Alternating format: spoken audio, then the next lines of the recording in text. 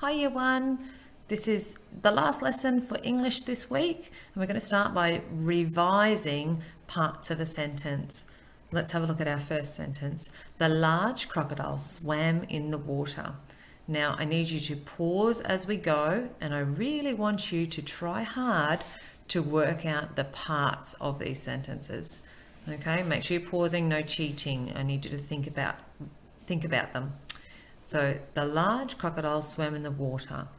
What is the noun in this sentence? Remember, a noun is a person, a place, or a thing. What is this sentence about? The large crocodile swam in the water. Yeah, it's about a crocodile. Well done. What is the adjective that describes the crocodile? It describes the noun. What word tells us more about the crocodile?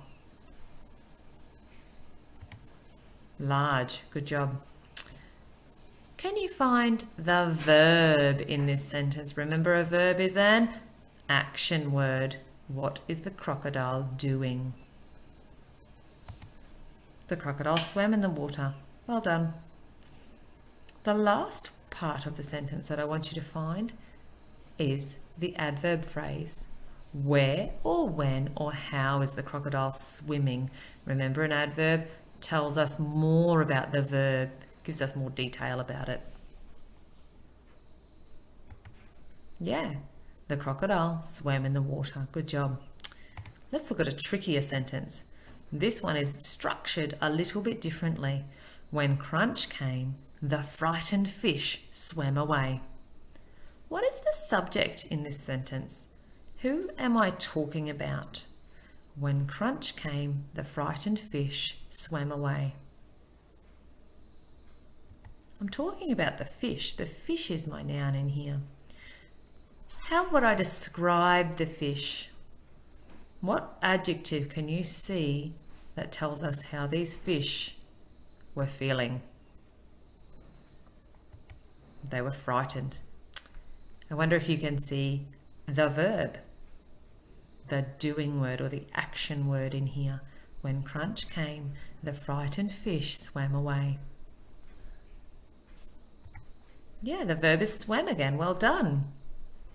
I wonder if you can see an adverb now. Remember, they tell us more information about the verb. How or when or where. If you've said that there are two adverbs in this sentence, you are right. One is away. Yep, that's where.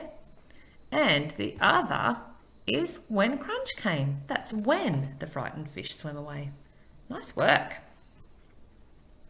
Okay, in today's lesson, we're going to learn about pronouns. Now, pronouns are a special kind of noun that we use instead of saying a thing's name over and over again. It takes the place of a noun. Good writers use pronouns to make their writing sound better and to make it more entertaining. To give you an example, I've got two sentences here and you might be able to tell me which one sounds better. The puzzle was tricky because the puzzle had 100 pieces. It took me a long time to do the puzzle. Or does this one sound better? The puzzle was tricky because it had 100 pieces. It took me a long time to do. Yeah, number 2 sounds better.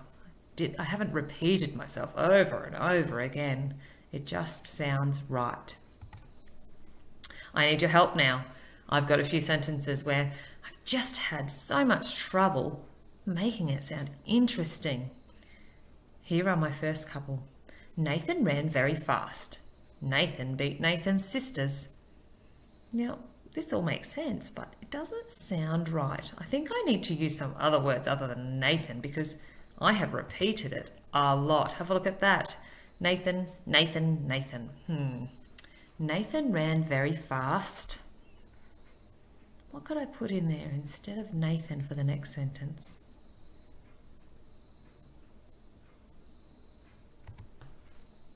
What about this? Nathan ran very fast. He beat his sisters.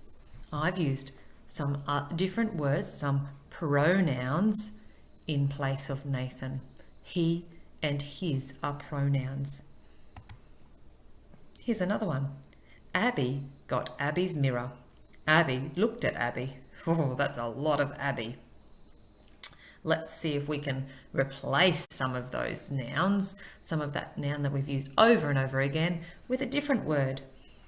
Have a think, pause it, talk to somebody about it, and see if you can replace the word Abby with something else. Here's what I came up with. Abby got her mirror. She looked at herself. So I've taken out Abby. I've only used Abby once, and I've taken it out everywhere else and used a pronoun in its place. Here's your last one that we're going to work with before we move on today. Zoe is a great reader. Zoe practices Zoe's helpful words, and Zoe reads every day. Gee whiz, that's a lot of Zoe as well, isn't it? I wonder where I could replace that word so I'm not repeating myself over and over and over again.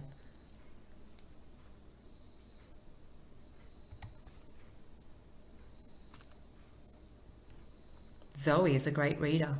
She practices her helpful words and she reads every day. I've replaced the word Zoe with she and her to make my writing sound better. Now, Mrs. Roberts has been a bit tired, year one, so I need your help. Mrs. Roberts needs you to fix Mrs. Roberts's writing. You need to use pronouns to make Mrs. Roberts's writing better. In your learning pack, you have a sheet where you need to fix my writing. I've written about Crunch the crocodile, but I've had a hard time and I just can't think of any other words to use instead of crunch. You need to use the words and replace crunch with some pronouns. Good luck!